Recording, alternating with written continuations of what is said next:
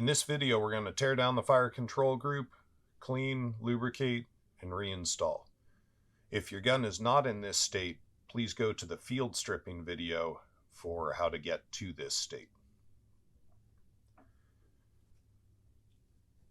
In this video, we're going to remove all of these components here that are responsible for hitting the firing pin and igniting the charge in the cartridge. There are two possible configurations of your fire control group. One is with a shepherd's crook, which is this piece of spring steel here, and the other is with a Krebs plate. We view shepherd's crooks as single-use items, so if you're removing one, we recommend replacing with a Krebs plate. The reason that we don't ship with these is that if you're untrained, it's possible to reinstall the Krebs plate in a dangerous configuration. After watching this video and performing the function check at the end, you should be qualified to install a Krebs plate. If you do have some confusion, it's always a good idea to check with a gunsmith to make sure your weapon is in a safe, fireable configuration. In both cases, we're going to start by removing the safety. If you have a Krebs plate installed, as on this sample here, you're going to just lift the safety up 90 degrees in the same way and remove it from the keyhole. So again, I'm going to reinsert this one. There's in the safe configuration. Rotate straight up, and then it'll be clear of this keyhole and be able to slide out through the side. In the case of a Krebs plate, you're going to lift up and out. The Krebs plate, if you feel it sticking, it's locking around this pin inside a little collar and kind of chopping into this pin here. You're just going to rotate up and pull out. In the case of removing a shepherd's crook, we're going to have to go a couple more stages forward to see it. So we're going to put our thumb in the way of the hammer just so it doesn't snap against the center support here, which is not a disaster if it happens. It's just not good for either part. I'm going to relax that forward. In the field expedient method, you can use the safety to reach in and grab the foot of this spring here and push it behind the hammer. You're then going to rotate to the other side and do the same thing.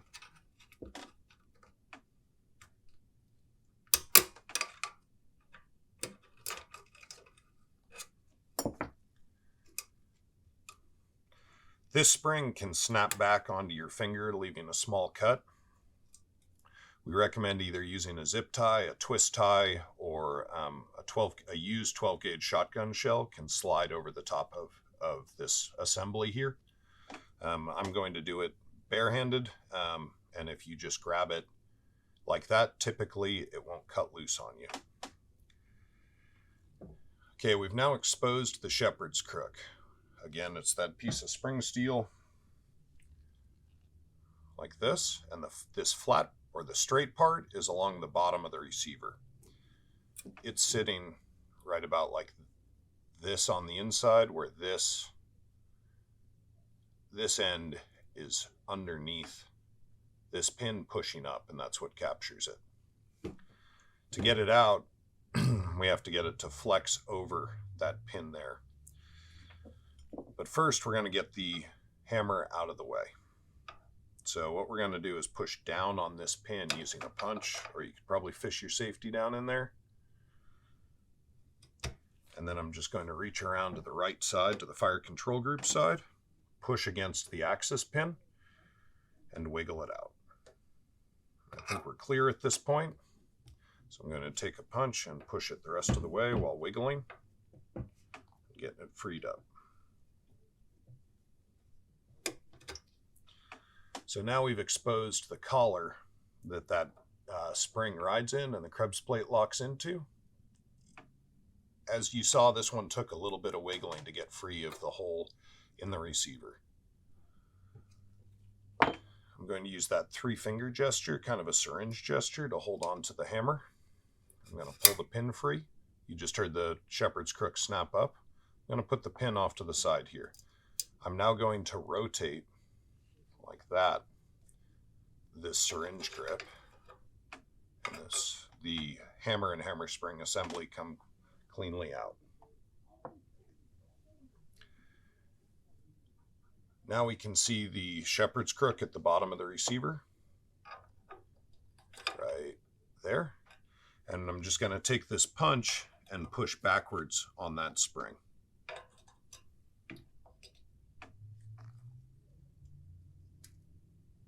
This can take a couple tries. This one came cleanly in one move there. You can see that the hoop part that captures the pin is now exposed. I'm just going to fish that to the rear and forget about it for a moment. The trigger assembly is under spring tension from 2 different springs. There's the Geisley spring here, and then there's a hidden spring that forces up on the disconnector. I'm going to rotate the gun to the left and press on this pin and wiggle on the left side at the same time to get it to come free. As it comes free, it can be good to stick the pin or stick the punch along the axis of the pin to capture the springs as they come loose. Otherwise, they can kind of grenade out. Of course, it's a good idea to do this over a flat surface. A workbench works great. I'm using an ammo can here as a substitute for filming. But basically, the edge of your workbench could be right here, or you could use the ammo can, which makes a good on a bench, which gives you the catch surface here of the table. Now I'm going to reach in with my left hand and grab the trigger, and I'm going to push up and grab the sort of cartridge assembly, as it were, the disconnector spring and trigger. Then I'm going to reach in with my punch and fish out the ALG spring, and then, one way or another get the shepherd's crook out of there. So as I say, these are single-use items, so I'm going to bend this one and break it so that nobody uses it again.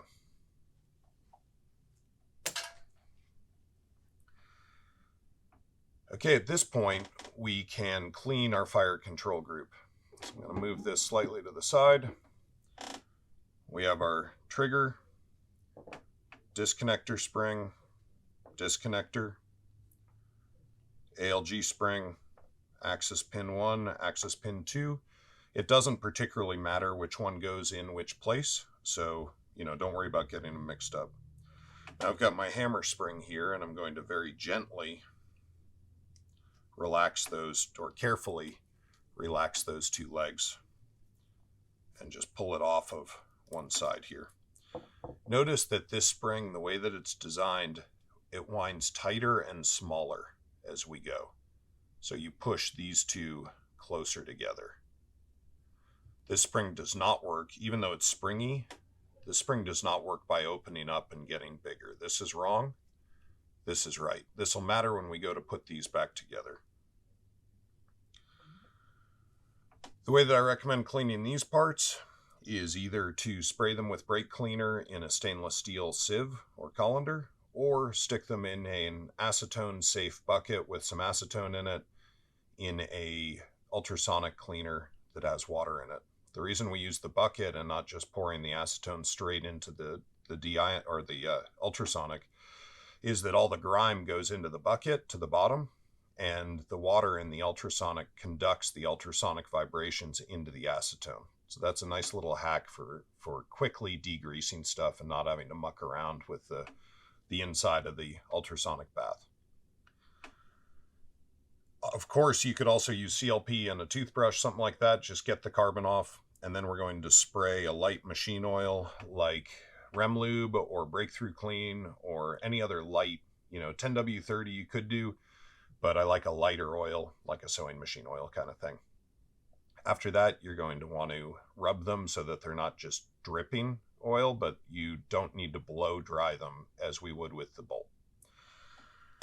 To reassemble these parts, we're going to take our hammer spring and our hammer, and we're going to loop this on. And if you look, this ends up being the wrong way. As we wind this spring tighter, it goes on the front, and there's this neat little saddle here. That's where the hammer spring rides. So if you get it wrong, just flip it around and then wind it tighter, and look, that the spring rides right down in that little saddle. Then we're going to take the legs of the hammer spring again and cock them up like that. As I said, we're going to reinstall with the Krebs plate.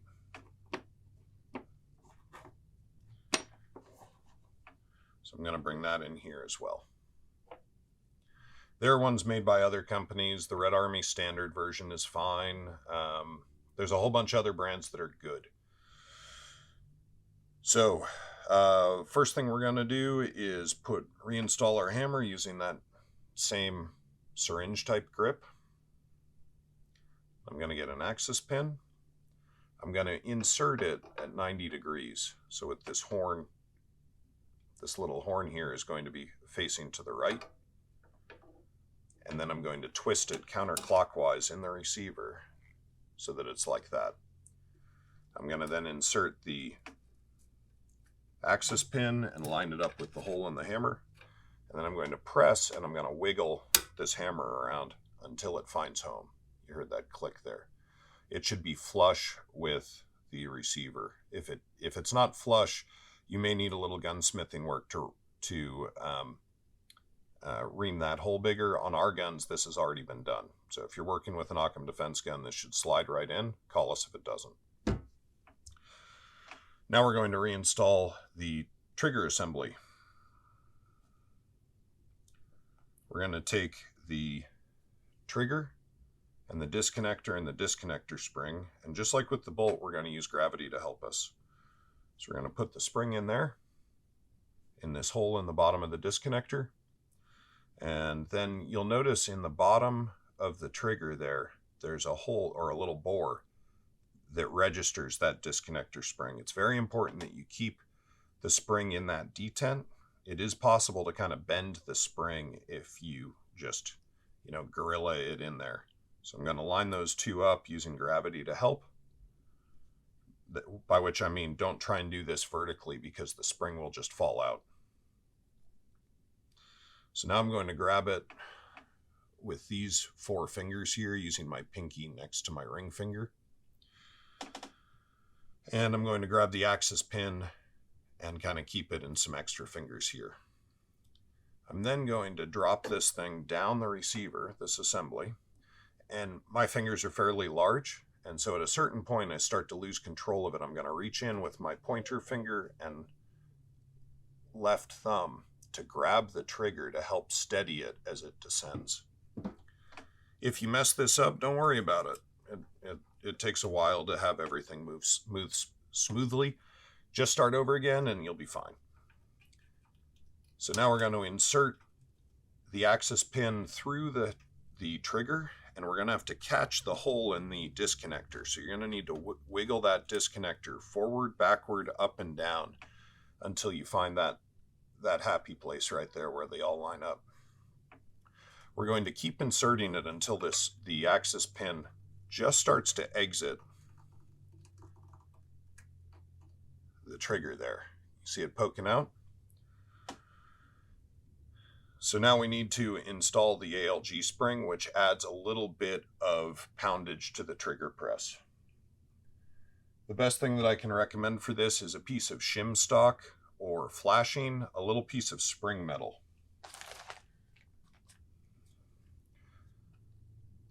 Like this. The other way that you can do this is with a pair of needle nose pliers, and just grab that square part right there with the needle nose pliers to fish it down. Using the shim method, you're going to go to the coil that's on the outside with it oriented this way as we drop it down into the gun. We're going to push straight down and line up the coils of the spring with the pin. And I'll push down to seat it, and then with my left pointer finger, I'm going to push in on the trigger from the left side, which raises that pin up. You see how it's hard to tell from the camera angle, but that pin is going up and down. I'm just going to let them find each other, and I'm going to push in against the coil that I left exposed there. Then I'm going to just, while I'm keeping pressure on the axis pin, I'm going to pull this shim stock out of the way. And a lot of times the pin will go all the way home. It didn't this time. I had to press down just a little bit on the disconnector, and now it exited the receiver, and this pin is flush. Life is good. If that doesn't happen, remember, you can always just go back a couple steps, start over, and you'll be fine. This is sort of one chapter and then a second chapter that don't really talk to each other at this stage. You can also do the trigger. If for some reason you want to do the trigger first and the hammer second, that's fine. Now we're going to install our Krebs plate. This can take a little wiggling. And like I said, we're going to go around that collar that you saw that's on the inside of the pin there, and we're going to go right around it. We're going to have to kind of nudge the spring out of the way while we do this, but you'll know it when you feel it, that it's in there.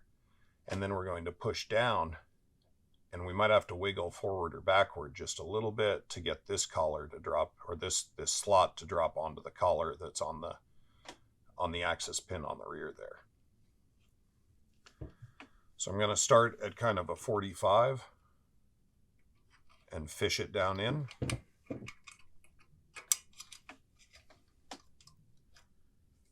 see if I can get that angle good. So at a very particular angle, you can watch it go in. And then we're just going to push down. And can you see how I've got that collar dropping onto that little groove there? I'm going to seat that. And I'm going to pull it just to the rear so that the two holes in the safety line up. The hole in the Krebs plate and the safety hole line up. Now we're going to take our safety, oriented at 90 degrees, pointed straight up, and we're going to slide it through that keyhole, and then we're going to slide it through the Krebs plate. This one's been chewed up a little bit. Your Krebs plate should not look like that. You're going to go through that hole, and then go through the hole in the receiver. Like that. Then I'm just going to rotate smoothly down to put the safety in the safe position. Next, we're going to take these two legs of the spring. Again, this thing can bite you a little bit. It's not like you'll need stitches, but you won't enjoy it happening. We call it getting snake bit. And we're going to grab both legs here and let them down as smoothly as we can. You want to make sure, you'll see that this leg of the spring is up, not where it wants to be. It wants to go down. See how it clicked in right there? That's how you want that to look. You don't want it up on top of that pin. You don't want it interfering with the disconnector. You just want them on those two rails on the rear of the trigger. That's it. So what's important now, as with any mechanical assembly we do, is to function check it and safety check it at the end. So the first part of what we're going to do is tip our receiver to the left, and we're going to press very firmly. You want to be careful to not slip here because you can gouge your Cerakote. I like using the blunt end of a tool. Your finger is not sufficient. You also don't want to lay it flat on a table, because if you're just pressing against the pin against the table, you're not going to know if the pin can pop out. We're going to firmly, with 5 or 10 pounds of pressure, push hard here and make sure that those pins don't come out. If either of those pins come out, you can have an ND, meaning that the gun can go off without you pulling the trigger. So this is a critical safety step. Again, press hard on the rear, hard on the front. This one's good. Lastly, we're going to do our function safety check. I'm going to take the gun off safe. And again, we don't have right now we're working kind of with a pipe. There's no bolt carrier, there's no hammer. Sorry, there's no bolt carrier, there's no bolt, no firing pin. So we're not dealing with a gun that can fire at this moment. This is a nice place to check safety. I'm going to put my thumb on the hammer and move it smoothly onto the trigger claw, which is this part right here. That's what this is. When you pull the trigger, this claw moves and lets go of this part of the hammer, which lets it fly forward, hit the firing pin, ignite the primer, ignite the gunpowder, push the bullet down the barrel.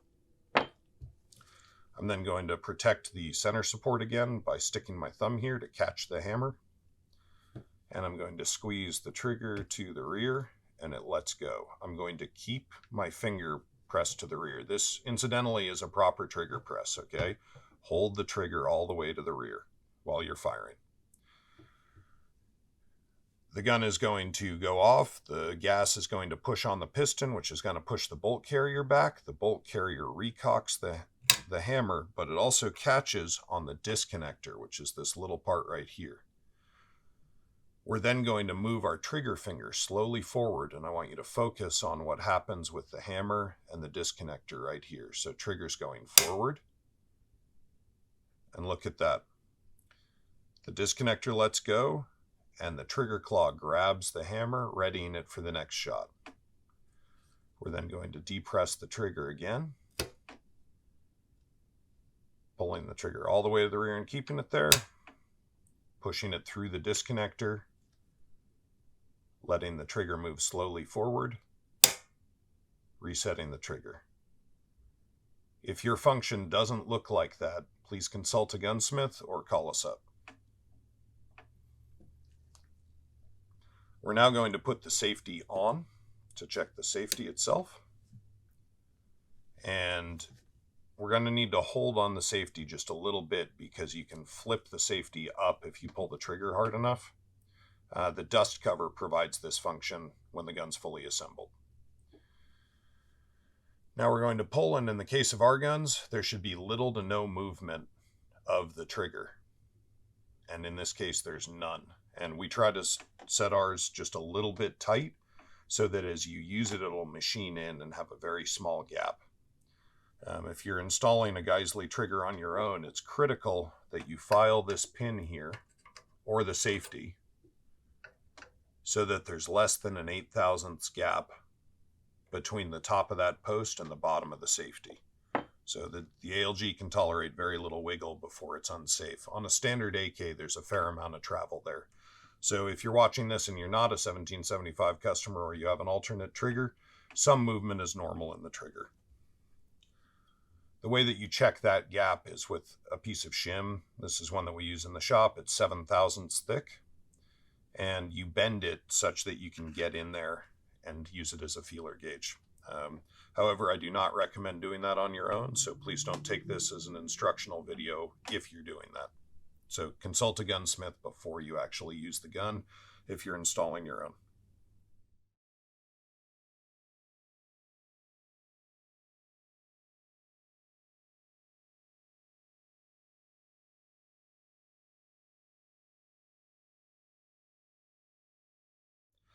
At this point, we're going to reassemble the rifle. So I'm going to do this quickly, but we also have a separate video on it entitled Field Stripping, Cleaning, and Reassembly. The reason I'm reassembling here is that I want to do a final safety check of the safety, but the whole works in play. All right, first we're going to check for an empty chamber. For that, we're going to take it off safe. You cannot charge the gun with the safety on. Take off safe, pull the bolt carrier all the way to the rear, and now we're going to look for an empty chamber.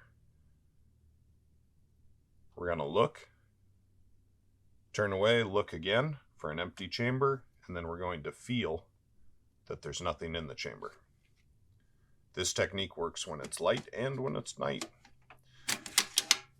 So I'm going to go up on safe here, and we're going to point in a safe direction because this is a firearm at this point.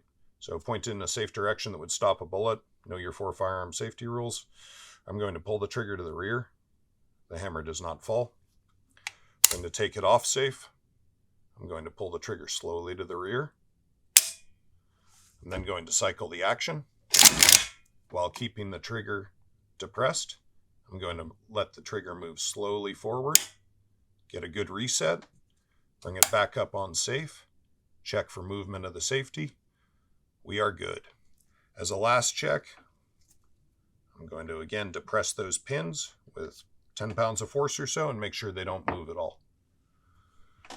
Our gun is now safety checked and ready to go out again.